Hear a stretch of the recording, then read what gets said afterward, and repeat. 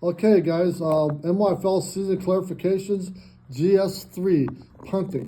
There's two types of punts, okay, the auto punt and also the regular punt. On regular punts, the receiving team, which is a defense, and an offensive team, punt team, they cannot cross the line of scrimmage. You cannot engage. It's a dead ball punt. The punter has to be 5 yards behind the center to punt it. The receiving team can only have 2 players back. Wherever the player catches the ball or the ball rolls dead, that's where the ball is placed. If by chance the receiver bats the ball forward, then the ball comes back to where he would have caught it. On auto punts, on a regulation field, they are 30 yards. On an 8-9-man field, they're 25 yards. Let me go over with you the auto punt so it makes a little more sense to you, okay? So here's the deal. This is the offensive team right now going this direction to score a touchdown. Here's the 50-yard line. Here's the defense team or receiving team, okay? So these guys decide to punt the ball from here. Well, they can auto punt it because it's on their side of the 50-yard line. Or they can punt it themselves if you have a good punter. So you can auto punt it or punt it, okay? This is okay. But let's say they're on this side of the 50-yard line, okay? Now they can only punt it. They cannot auto punt from here all the way down. So they cannot auto punt from the 50, 40, 30, 20, 10, or into the end zone, of course. So real simple, auto punt has to be on your side of the 50-yard line, or you can punt if you like, but you cannot auto punt on this side of the 50, or the way you're going to score a touchdown. Okay, so that's what happens on auto punt. I hope that clarifies it. Moving forward, GS5, that is the mercy rule. When a team is up by 35 points in the second half, the clock will continue. It will not stop after a touchdown or 2-point attempt. It can only stop during an injury or a timeout, which you should not be called timeouts anyways. But so it does not stop, even after the 2-point conversion. It continues. Timeouts, GS6. Each team receives 3 timeouts per half. If it goes to overtime, they're allowed 1 timeout. There's no carryover timeouts in overtime. Overtime rules, GS7. Coin toss will determine where the ball, or who gets the ball first. I'm going to pause it here for a second. So okay, we're back here talking about overtime. So basically, the coin toss will determine who gets the ball first. Please listen carefully now, all right? The ball will be placed on a 10-yard line. Team A will get a chance to score first.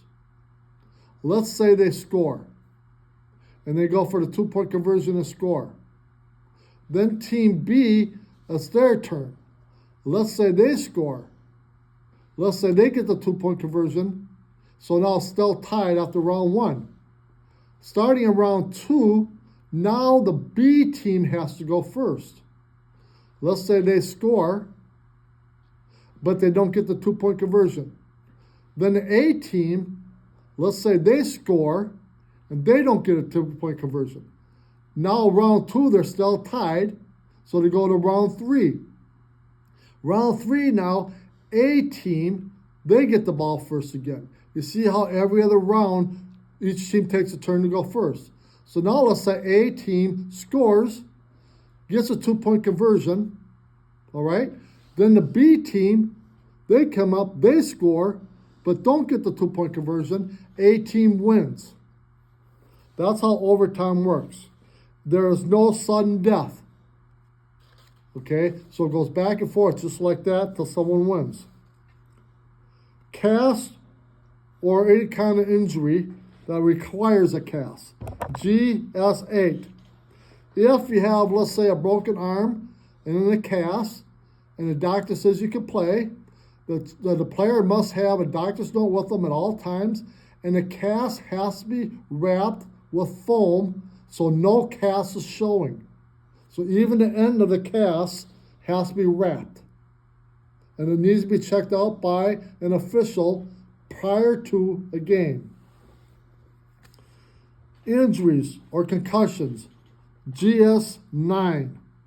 All injuries must be reported to the league via an email. We keep track of every injury, no matter what it is, on each individual community's file. If the injury requires a doctor note preventing the player from playing, the league also must get a copy of that note. Also, a doctor has to okay that person to come back to play once they have the cast off. Okay? Any player having a concussion has to be reported also. If there's any signs of a concussion, when in doubt, send them out, period. They're not allowed to go back in the game.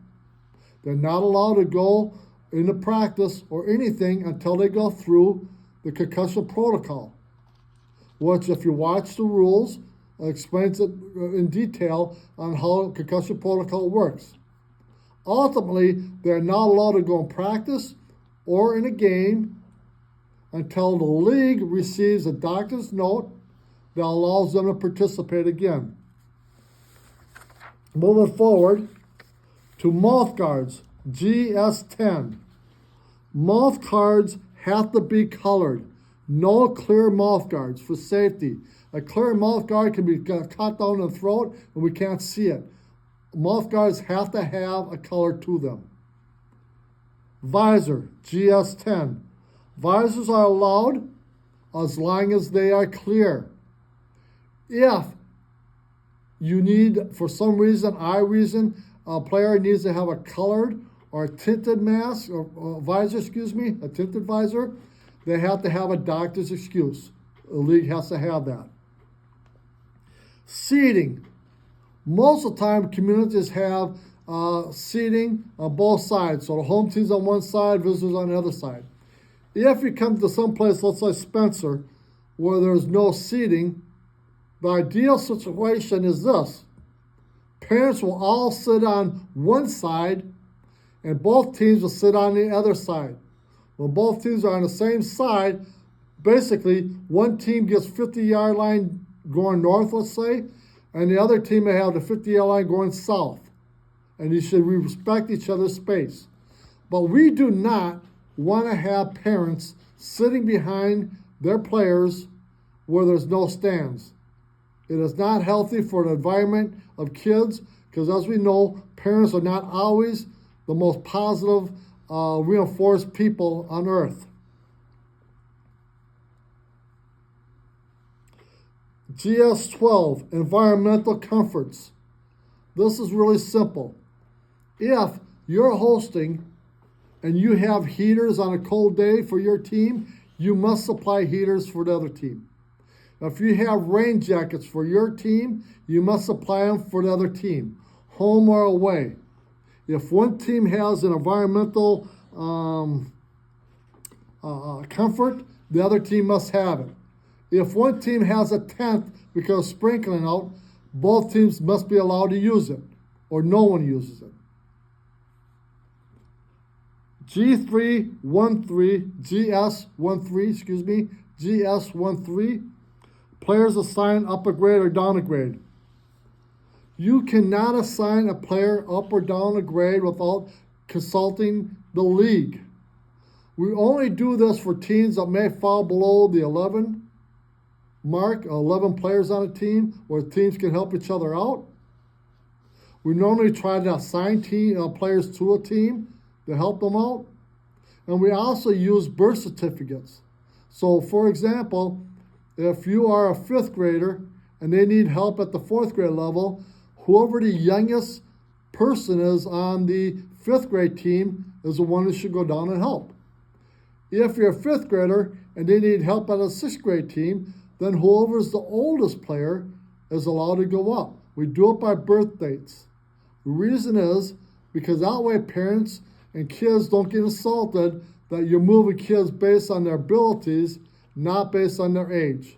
That's a lot easier to explain.